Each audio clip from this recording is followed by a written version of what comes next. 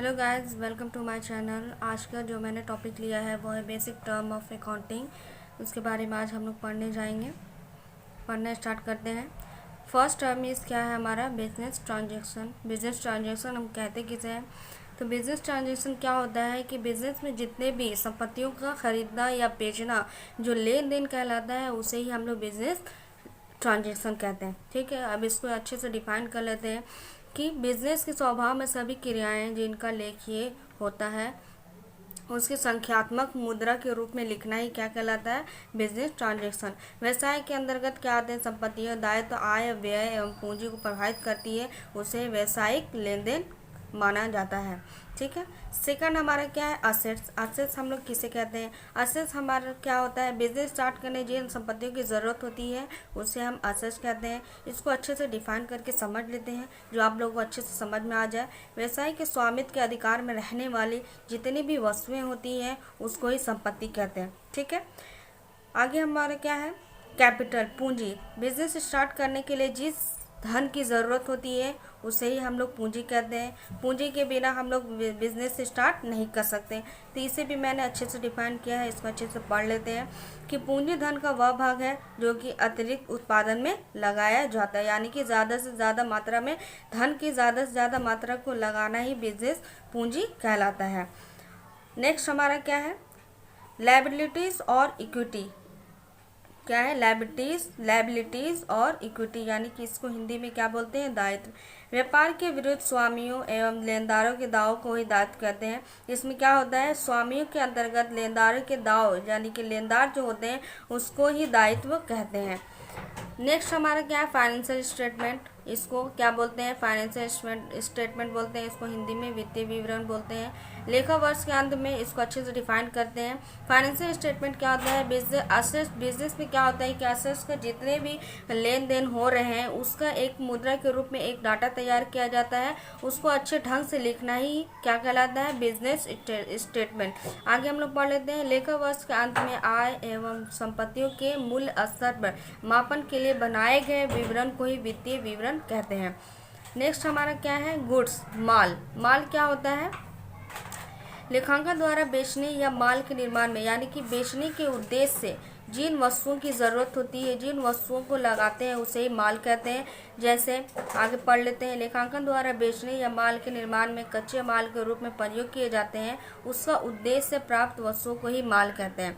दूसरे शब्दों में जान लेते हैं कि माल होता क्या है, यानी कि हमारा फर्स्ट वाला जो डिफिनेशन नहीं समझ में आया हो तो दूसरा डिफिनेशन पढ़ लेते हैं कि इससे अच्छे से समझ में आ जाए।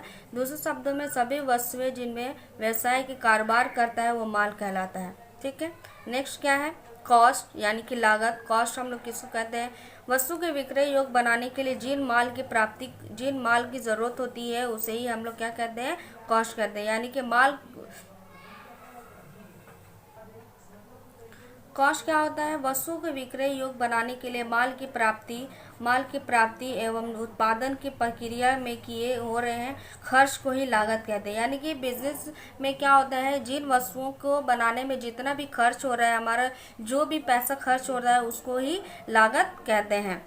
नेक्स्ट क्या है हमारा? परचेस क्रय, यानी कि हम लोग दूसरे शब्दों में बाई करना भी कह सकते हैं, लेकिन यहाँ बिजनेस में क्या होता है कि परचेस का इस्तेमाल किया जाता है। ठीक है, यानी कि क्रय का इस्तेमाल किया जाता है। इसको क्या बोलते हैं? किसी भी वस्तु खरीद रहे हैं तो वह हमारा परचेस कहलाया, लेकिन इसको अच्छे से डिफाइन करके पढ़ते हैं। विक्रय एवं वस्तुओं के निर्माण के उद्देश्य से प्राप्त वस्तुओं को ही क्रय कहते हैं। आगे हम लोग जान लेते हैं सेल्स। सेल्स क्या होता है? सेल्स को हिंदी में विक्रय बोलते हैं। ठीक है, सेल्स को क्या बोलते हैं? हिंदी में विक्रय बोलते हैं। सेल्स क्या होता है? वस्तु को बेचना ही हमारा क्या कहलाया जाएगा? सेल्स कहलाया जाएगा। इसको भी अच्छे से डिफाइन कर लेते हैं। खरीदे या तैयार किए गए माल का किसी प्रतिफल के बदले हस्तांतरण विक्रय है। ठीक है, खरीदे या तैयार किए गए माल का किसी प्रतिफल के बदले हस्तांतरण विक्रय। अगर ये समझ में नहीं आ रहा तो मैंने सिंपल सा बताया कि वस्तुओं को बेचना ही हमारा क्या कहलाएगा? सेल्स कहलाएगा। नेक्स्ट हमारा टॉपिक क्या है? टर्म क्या है? Purchase return. परचेस रिटर्न, इसका सेकंड नेम क्या हो जाएगा, रिटर्न आउटवर्ड। अगर क्वेश्चन में अगर परचेज रिटर्न के बजाय रिटर्न आउटवर्ड दिया रहे तो आपको याद रखना है कि हम रिटर्न आउटवर्ड हमारा सेकंड नेम क्या हो जाएगा, परचेज रिटर्न हो जाएगा। तो इसको हिंदी में क्या बोलते हैं, क्रय वापसी। इसे अच्छे से डिफाइन करते हैं। क्या होता है, खरीदे गए माल का वह भाग है जो कि विक्रेता को वापस किया जाता है। ठीक है, खरीदे जो माल हम खरीद रहे हैं वो विक्रेता को जो हम वापस, मान लो ये माल हमको पसंद नहीं आया, वो हम क्या करते हैं, विक्रेता को वापस कर देते हैं, वही हमारा क्या कहलाया जाएगा, परचेस रिटर्न कहलाया जाएगा। नेक्स्ट क्या है, सेल्स रिटर्न। सेल्स रिटर्न को भी सेकंड नेम से जानते हैं, रिटर्न इनवर्ड। अगर क्वेश्चन में सेल्स रिटर्न नहीं दिया गया हो, अगर रिटर्न इनवर्ड लिखा हुआ तो आपको याद रखना है कि सेल्स रिटर्न को ही रिटर्न इनवर्ड भी कहते हैं। अब इसे डिफाइन कर लेते हैं। बेचे गए माल का वह भाग है, यानी कि बेचा हुआ माल, यानी कि माल जो बेच दिए उसका वह भाग होता है जो क्रेता हमें वापस करते हैं। ठीक है, नेक्स्ट क्या है, रिवेन्यू आगम। रिवेन्यू का मतलब क्या हो रहा है, आगम। इसको अच्छे से पढ़ लेते हैं। माल के विक्रय से, माल जो है गुड्स जो है हमारा, उसको विक्रय से, बेचने से जो प्राप्त या वैधानिक रूप से जो प्राप्त किया गया हो उसको वैधानिक रूप से क्रेता पर वाजिब रकम ही आगम कहलाता है। यानी क्रेता पर वाजिब रकम आगम, यानी कि जो भी माल हम बेच रहे हैं उससे जो अमाउंट जो मिल रहा है वो क्रेता को रकम क्या होता है, आगम कहलाता है। एक्सपेंसेस क्या हो जाएगा, हमारा खर्च यानी कि व्यय। इसको खर्च भी बोल सकते हैं, व्यय भी बोल सकते हैं। आगे पढ़ते हैं। सभी खर्चे जिनका लाभ प्राप्त हो चुका हो, यानी कि जितने भी वस्तुओं को बनाने में जो भी खर्च होते हैं उसको ही क्या बोलते हैं, एक्सपेंसेस होते हैं, एक्सपेंसेस कहते हैं। एक्सपेंसेस क्या बोलते हैं, वस्तुओं को बनाने में जितने भी खर्च होते हैं उसको ही क्या बोलते हैं, एक्सपेंसेस बोलते हैं। जिसका लाभ यानी कि बेचने के बाद जो हमें अमाउंट जो प्रॉफिट हो गया है उसको प्राप्त हो चुका हो, यानी कि मिल चुका है, वो हम लोग को किसको मिलेगा, वो क्रेता को मिलेगा। जिनका तुरंत समाप्त हो जाता है, यानी कि मिलने के बाद वो जो एक्सपेंसेस जो हमको मिल रहा है वो तुरंत खत्म हो जा रहा है, समाप्त हो जा रहा है, होने वाले होते हैं, उसे व्यय कहलाता है, उसे ही व्यय कहते हैं। ठीक है, स्टॉक क्या है, स्टॉक को, माल को स्टॉक करके रखना ही स्टॉक कहलाता है। क्या कहलाता है, जिन माल को स्टॉक करके रखते, यानी कि एक गोदाम में माल को पूरा अच्छे से स्टॉक करके रखते, उसे स्टॉक कहते हैं। तो पढ़ते हैं इसका डिफिनेशन अच्छे से। व्यय के पास किसी भी निश्चित समय पर, यानी कि व्यय करने के बाद, खर्च करने के बाद, एक निश्चित समय के बाद, एक निश्चित टाइम के बाद उपलब्ध माल की मात्रा को स्टॉक कहते हैं। इसको अच्छे से डिफाइन करके आपको पढ़ना है। ये सारे मैंने यहाँ तक आपको बताया है। चलिए आगे पढ़ते हैं। एक्सपेंडिचर क्या होता है, पूंजी व्यय। एक्सपेंडिचर क्या होता है, पूंजी व्यय होता है। इसको पढ़ते हैं। संपत्ति के क्रय के बदले, संपत्ति की क्रय यानी संपत्तियों को परचेस करने के बदले में जो भुगतान हम लोग देते हैं, उस बदले में जो भुगतान देते हैं उस राशि को ही हम लोग क्या बोलते हैं, एक्सपेंडिचर कहते हैं। समझ गए आप लोग, नहीं समझे फिर से बताती हूँ। संपत्तियों के क्रय के बदले, यानी कि संपत्तियों को जो परचेस करने के बदले में जो अमाउंट पे कर रहे हैं उसे ही एक्सपेंडिचर कहते हैं। ठीक है, लॉसेस क्या हो रहा है, लॉस हम लोग हानियों को बोलते हैं। किसको बोलते हैं, हानियों को बोलते हैं।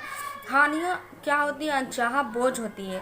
बिजनेस में क्या होता है, हम लोग बिजनेस का मोटिव होता है ज़्यादा से ज़्यादा प्रॉफिट करना। ये बिजनेस में क्या होता है, लॉस कम से कम होना चाहिए। तो लॉस पढ़ते हैं, जिसे व्यवसाय बर्दाश्त करने के लिए मजबूर होता है। अब इसमें क्या होता है कि लॉस, हम बिजनेस में लॉस भी हो जाते हैं, कभी प्रॉफिट भी हो जाते हैं। तो यहाँ पे क्या बता रहा है, लॉस हो चुका है, यानी कि बिजनेस में लॉस हो चुका है, वो क्या होता है, व्यवसाय को बर्दाश्त करना पड़ता है, यानी कि उसे सहना पड़ता है कि ये सारे संपत्तियों का इन सारी संपत्तियों का मेरे क्या हो गया, थोड़ा सा क्या हो गया, लॉस हो गया। तो आगे बढ़ते हैं। लॉस किस किस चीज़ों से माना जाता है, चोरी, आग, बाढ़, दुर्घटना से हो रहा हो। ठीक है, ये सब चीज़ों से माल की कमी जो आती है उसे ही हानि कहते हैं। अब नेक्स्ट पढ़ लेते हैं प्रॉफिट। अभी बताया जैसे बिजनेस का मोटिव ही प्रॉफिट कहलाता है, यानी कि बिजनेस का मोटिव क्या कहलाता है, प्रॉफिट कहलाता है। इसको अच्छे से डिफाइन कर लेते हैं। आगम के व्यय पर अधिक को ही लाभ कहते हैं। ठीक है, जो मैंने, अगर इस टॉपिक ये वाला लाइन से आप लोग को नहीं समझ में आ रहा तो सिर्फ सिंपल सा वर्ड समझ लीजिए कि बिजनेस का मोटिव भी वो क्या होता है, प्रॉफिट कमाना। नेक्स्ट क्या है, इनकम, आय। ठीक है, तो आय किसको बोलते हैं, तो आय व्यवसाय की शुद्ध पूंजी, आय व्यवसाय की शुद्ध पूंजी में वृद्धि होती है। आय क्या होती है, व्यवसाय की शुद्ध पूंजी में वृद्धि होती है, यानी कि जो पूंजी लगा रहे उसमें ज़्यादा से ज़्यादा प्रॉफिट जो होती है, तो वो शुद्ध पूंजी में जो वृद्धि होती है उसे ही क्या कहते हैं, इनकम कहते हैं। व्यापारिक क्रियाएं से भी प्राप्त आय शामिल है। ठीक है, व्यापारिक यानी कि व्यवसाय में भी जो भी जितने भी लेन देन होते हैं उसमें जो भी बेचने पर जो भी अमाउंट आता है वो भी हमारा क्या कहलाता है, इनकम कहलाता है। अब आगे पढ़ते हैं हम लोग गेन, वृद्धि। वृद्धि को क्या समझ लेते हैं हम लोग, संपत्तियों के स्वरूप एवं स्वामित्व के धनात्मक परिवर्तन। संपत्ति के स्वरूप यानी कि संपत्तियों का जो भी हमारा रूप होता है उसके स्वामित्व के धनात्मक परिवर्तन को ही वृद्धि कहते हैं। नेक्स्ट क्या है, डेप्टर्स। डेप्टर्स किसको बोलते हैं, देनदार को बोलते हैं। डेप्टर्स किसको बोलते हैं, देनदार को बोलते हैं। देनदार उन व्यक्तियों एवं पक्षों को कहते हैं जिन पर व्यापार की राशि बाकी हो। डेप्टर्स का मतलब क्या होता है, देनदार का मतलब ही होता है व्यक्तियों द्वारा भुगतान की गई राशि को डेप्टर्स कहते हैं, यानी कि जिस पर व्यापार की राशि बाकी होती है।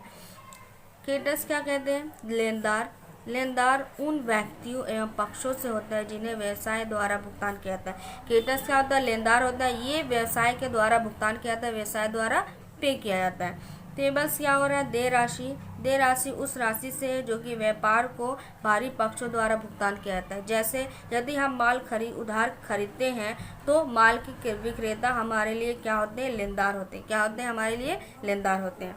रिसीवेबल क्या होता है, प्राप्ति राशि, यानी कि प्राप्तियों से तात्पर्य जो कि व्यापार से प्राप्त करना होता है उसे ही हम लोग क्या कहते हैं, रिसीवेबल्स कहते हैं, यानी कि रिसीव कर रहे हैं। तो जैसे मान लेते हैं माल हम उधार बेचते हैं तो माल के क्रेता को देनदार कहते हैं। जैसे कि माल हम उधार बेच रहे हैं तो माल के जो परचेजर होते हैं उसको ही हम लोग देनदार कहते हैं।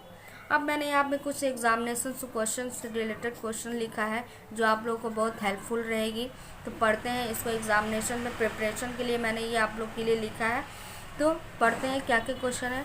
Define book keeping, business transaction, assets define what is capital, what is debtors, what is creditors, current assets, fixed assets, current and non-current assets, define revenue and expenses, what is accounting, accounting मैंने बताया था आपको। define any two objects, इसके two objects भी मैंने बता दिया आपको, पिछले वीडियो में मैंने बताया है। define current liabilities और कैपिटल ही बता दिए, करंट लायबिलिटीज। तो ये सारे एग्जाम से रिलेटेड मैंने सारे क्वेश्चंस लिए